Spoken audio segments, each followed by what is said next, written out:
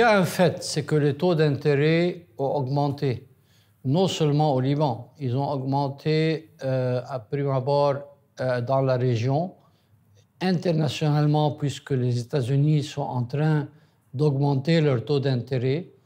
D'autre part, il y a dans les marchés émergents aujourd'hui une hausse des taux d'intérêt que vous constaterez un peu partout dans ces marchés. Je parle de l'Argentine, de la Turquie, même en Indonésie ou en Inde. Et il y a un changement qui se fait dans le paysage financier mondial et régional. Il y a une compétition pour les dépôts. Je sais qu'il y a beaucoup de rumeurs qui circulent, qu'il y a beaucoup de théories qui circulent, mais en fait, les fondamentaux sont rassurants dans le sens que la Banque centrale dispose de 44 milliards de dollars de réserves internationales à part l'or. Les banques elles-mêmes voient leurs dépôts augmenter sur une cadence annuelle de 5%, ce qui est satisfaisant.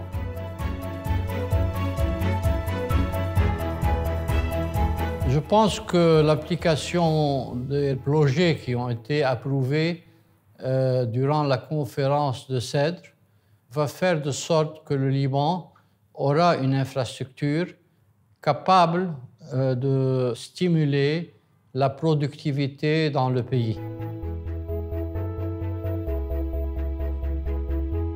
Ceci relève de l'État, pas de la Banque centrale. Et quand la situation s'est dégradée à cause d'événements politiques en novembre 2017, il fallait que la Banque centrale révise ses objectifs en termes de liquidité et elle devait prendre des mesures pour limiter la liquidité qu'on émet sur le marché, surtout que par ailleurs, la grille des salaires dans le secteur public avait été approuvée et que les déficits publics étaient à la hausse.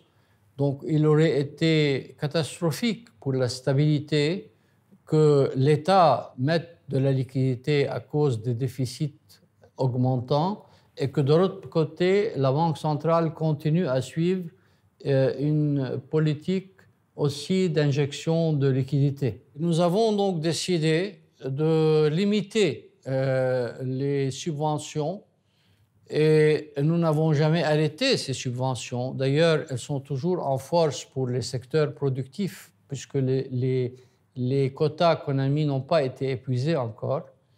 Mais ce qui s'est passé au niveau de l'habitat, c'était une demande hors du commun.